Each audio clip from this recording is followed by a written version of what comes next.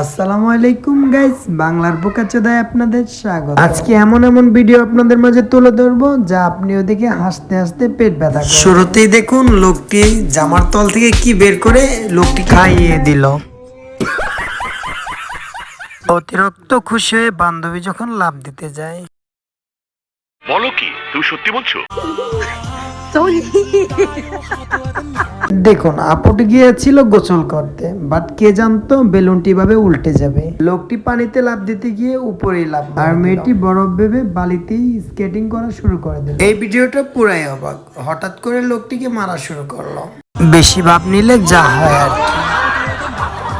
লোকটি খাবার দেখিয়ে ভিডিও করতে চাইলো, কে জানতো কুকুরটি খাবারটি নিয়ে চলে যায়। আপুটা একটু ভাব নিতে চেয়েছিল, তেমন কিছু না। আতশবাজিটি নিজের জায়গা খুঁজে নিল, যেখানে ফুটলে কাজে দিবে। বেড়া বেয়াদবি কিন্তু বেশি হয়ে যেতেছে।